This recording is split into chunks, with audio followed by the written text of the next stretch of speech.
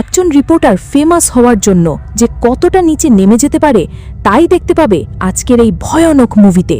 এই মুভিটার সত্য কাহিনী এতটাই ভয়ানক যে এটা দেখে তোমার রাতে ঘুম হবে না। এটা কেবল একটা মুভি নয়, এটা এমন একটা রহস্য যেটা ফিলিপাইনের সরকার পর্যন্ত গোপন করে রেখেছিল।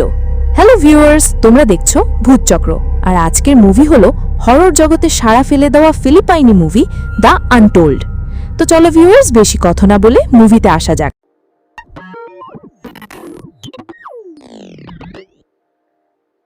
মুভির শুরুতে একজন রিপোর্টারকে দেখানো হয় যার নাম হলো বিভিন। বিভিনের ছোটবেলা থেকে একটাই স্বপ্ন ছিল যে সে তার বাবার মতো একজন রিপোর্টার হবে, আর তার বাবা এই শহরের একজন নামকরা ফেমাস রিপোর্টার ছিল।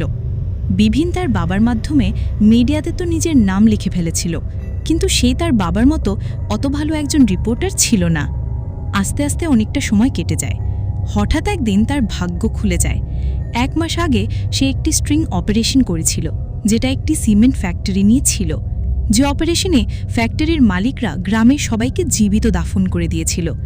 বিভিন এটা নিয়ে অনেক ঘাটাঘাটি করেছিল, আর বিভিনের এই খবরটা ফেমাস হয়ে যায় এবং এরপর সে একজন স্টার রিপোর্টার হয়ে যায়। এবং বিভিনের এই খবর ছড়িয়ে পড়ার পরে পুলিশ ফ্যাক্টরির মালিকদের ধরে নিয়ে যায়। কিন্তু এখানে কেউ জানত না যে সেই মালিকদের কোনো শাস্তি দেওয়া হলো কি না। বিভিনের তো এসবে কোনো যায় আসে না, কারণ সে শুধু নিজের নাম কামাতে চেয়েছিল, আর সে সেটা কামিয়ে ফেলেছে। বিভিনের টিমে দুজন কাজ করত, তাদের নাম হলো জেসপার এবং লুইস। এখানে জেসপার বিভিনকে অনেক ভালোবাসত, কিন্তু লুইস বিভিনকে হিংসে করত। সেই শুধু একটা সুযোগের অপেক্ষায় ছিল যে কখন সে বিভিনের জায়গা নেবে। কিন্তু বিভিন এসব নিয়ে কখনোই কিছু ভাবত না। বিভিন শুধু নিজের কাজ করে যেত। আমরা দেখি বিভিন নিজের কাজ করছে, এখানে সে একটি গল্প কভার করছিল। আর এখন থেকে শুরু হয় এই মুভির টুইস্ট। আমরা বিভিনের কাছে একজন মহিলাকে দেখি যে বিভিনের হাতে একটি ব্রেসলেট পরিয়ে দেয়, আর এরপর মহিলাটি বিভিনকে বলে, এবার তুমিও তাদেরকে দেখতে পাবে। কিন্তু বিভিন্ন মহিলার কথা কিছুই বুঝতে পারছিল না। এরপর সেই মহিলাটি বিভিনকে আবার বলে, তুমি তাদেরকে দেখতে পাবে। এবার বিভিন বলে, কোন লোককে দেখতে পাবো? এরপর মহিলাটি বলে, পিছনে দেখো। তখন বিভিন পিছনে দেখে, আর সে হতভম্ব হয়ে যায় যে এখানে এতক্ষণ মানুষের ভিড় কত ছিল, কিন্তু এখন এখানে কেউই নেই। বিভিন ভাবতে থাকে যে সবাই কোথায় চলে গেল, হঠাৎ জায়গাটা একদম ফাঁকা হয়ে গেল কিভাবে। তখনই সে জেসপারের কথা শোনে, আর এরপর সে দেখে সব কিছু তো আগের মতোই আছে। বিভিন কিছুই বুঝতে পারে না যে একটু আগে এখানে কী হয়েছিল। বিভিন চারপাশে সেই মহিলাকে খুঁজতে লাগে, কিন্তু তাকে সে কোথাও দেখতে পায় না। এগুলো নিয়েই ভাবছিল বিভিন। তখন জেসপার বলে যে সিলভিয়া আমাদের সবাইকে অফিসে ডেকেছে। এরপর বিভিন এবং তার টিম বসের সাথে দেখা করতে যায়। এরপর তাদের বস সিলভিয়া বলে, আমি এখন তোমাদের একটি খুব গুরুত্বপূর্ণ কথা বলবো। তোমরা কি জানো সেই সিমেন্ট ফ্যাক্টরির মালিকদের কি হয়েছে? তাদের মধ্যে 3 জন মারা গেছে। আর তারা কিভাবে মারা গেছে এটা কেউই জানে না। তারা কি জেলের অত্যাচারে মারা গেছে, নাকি কেউ তাদের মেরে ফেলেছে, এসব কেউই কিছু বলতে পারে না। এখন শুধু একজন বেঁচে আছে, যার নাম হলো অ্যামিস্টো। সে সিমেন্ট ফ্যাক্টরির ওয়াচম্যান ছিল, আর সবার থেকে এটা জানা গেছে যে সেই নাকি গ্রামের সবাইকে মেরে ফেলতে বাকিদের হেল্প করেছিল, কিন্তু তার বিপক্ষে এখনও কোনো প্রমাণ পাওয়া যায়নি। এই কারণে তাকে জেল থেকে ছেড়ে দেওয়া হয়েছে। আমি চাই বিভিন তুমি তার একটা ইন্টারভিউ নাও। তখন বিভিন এটা শুনে অনেক রেগে যায়, আর সে বলে, আমি এটা কিভাবে করব? তখন সিলভিয়া বিভিনকে বলে, তোমার জন্য এটা দ্বিতীয় সুযোগ আবার নিজেকে ফেমাস করার। এটা শুনে বিভিন সিদ্ধান্ত নেয় যে সেই ইন্টারভিউ নিবে। তখনই সে তার এক্স বয়ফ্রেন্ড ব্রেঞ্চিকে দেখে। ব্রেঞ্চি তার অফিসেই কাজ করত। এরপর আমরা দেখি বিভিনের শো শুরু হয়েছে। এখানে বিভিন 2 জন ক্রিমিনালের ইন্টারভিউ নিচ্ছিল। বিভিনের মা মনিকাও এখানে উপস্থিত ছিল। বিভিন ক্রিমিনালদের জিজ্ঞেস করে যে আপনাদের ক্রাইম করতে কেমন লাগে। প্রথম তো ক্রিমিনাল 2 জন তার সাথে ভালোভাবেই কথা বলছিল, কিন্তু হঠাৎ তারা বিভিনকে গম্ভীর গলায় জিজ্ঞেস করে, তুমি এমন প্রশ্ন কেন করছো? তুমিও তো আমাদের মতো একজন।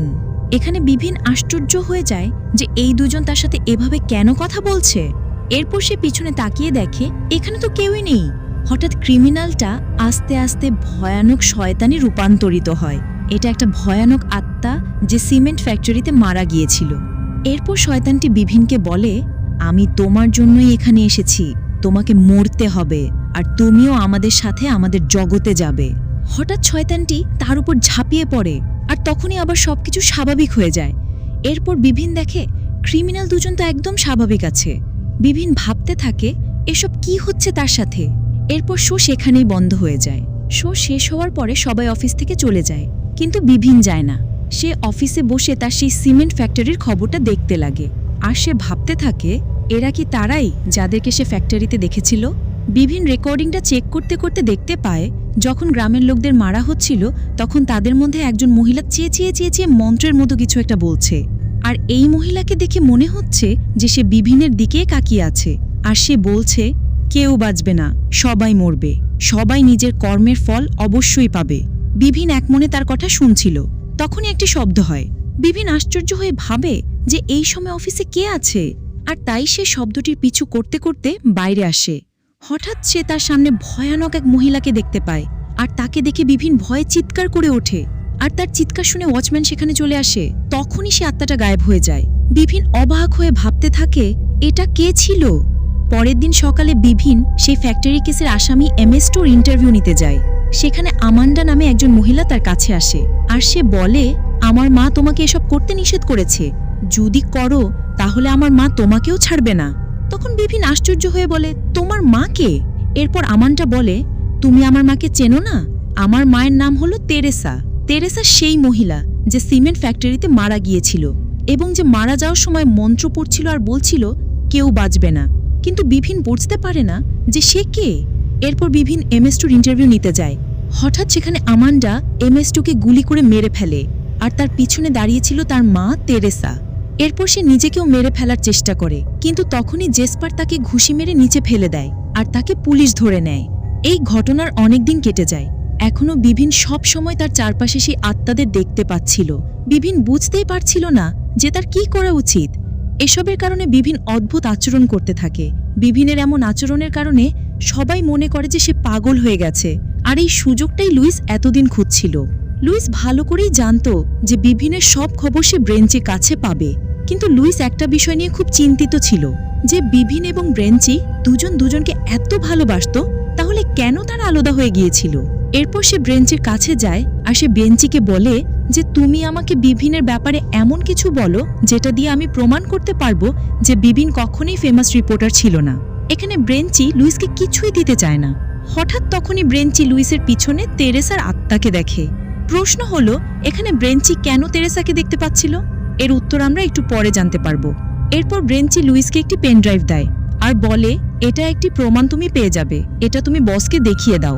এরপর লুইস সেখান থেকে চলে যায়।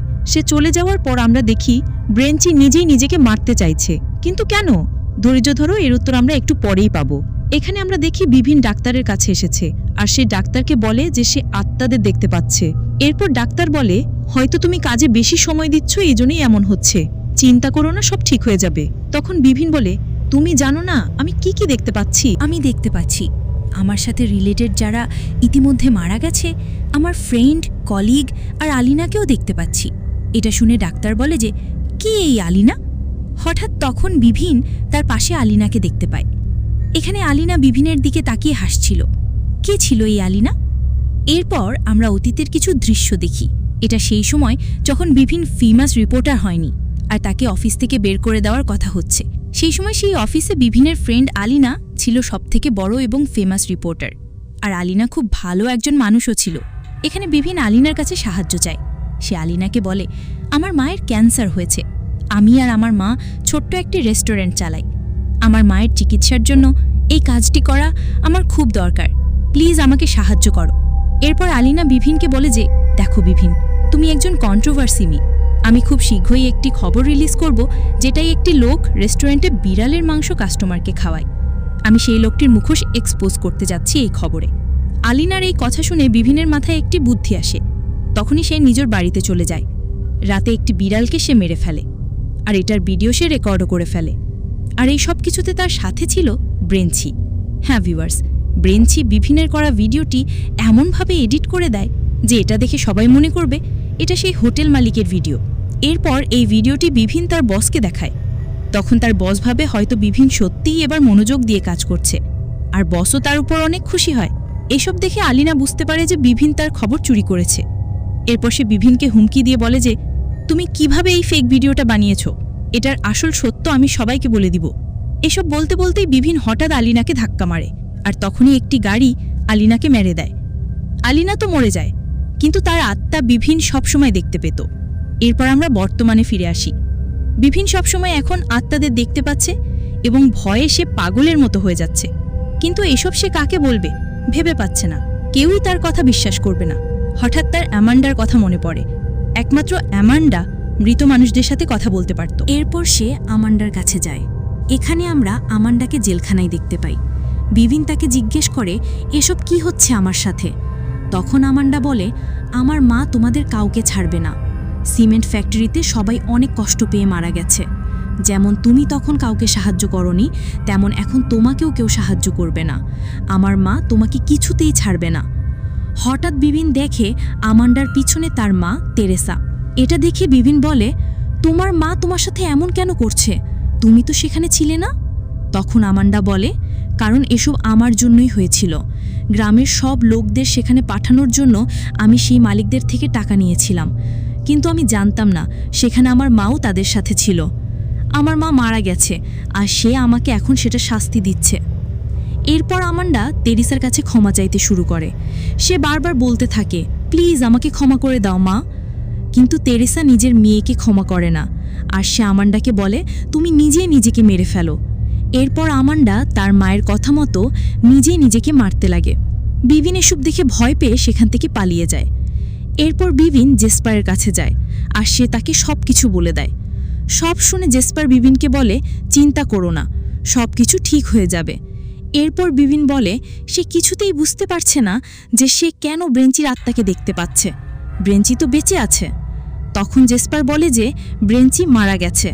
তখন বিভিন বলে, সেই সিমেন্ট ফ্যাক্টরিতে যারা ছিল সবাই মারা গেছে, এখন শুধু আমিই বেঁচে আছি। এরপর জেসপার বলে, তুমি শান্ত হও, সব কিছু ঠিক হয়ে যাবে, কোনো না কোনো উপায় তো অবশ্যই আছে। এবার বিভিন বলে, এসব কিছু তখন থেকে শুরু হয়েছে যখন সেই মহিলা আমাকে এই ব্রেসলেটটি পরিয়ে দিয়েছে। এখন আমার উচিত সেই মহিলাকে খুঁজে বের করা। এরপর বিভিন এবং জেসপার সেই মহিলার খোঁজ পায়। বিভিন যখন সেই মহিলার কাছে যায়, তখন মহিলাটি বলে যে, তুমি আমার কাছে কি চাও? তখন বিভিন বলে, তুমি আমার সাথে কি করেছো? হঠাৎ মহিলাটি হাসতে লাগে আর তার উপর উঠে বলে, তুমি জানো সেই সিমেন্ট ফ্যাক্টরিতে আমার ছেলেও ছিল, আর এই জন্য আমি এই অভিশাপটি তোমাকে দিয়েছি এই ব্রেসলেটটির মাধ্যমে। এই ব্রেসলেটটি যার হাতে থাকে সে মৃত আত্মাদের দেখতে পায়, আর এখন সেই আত্মাগুলো নিজের প্রতিশোধ নেওয়ার পরেই শান্ত হবে।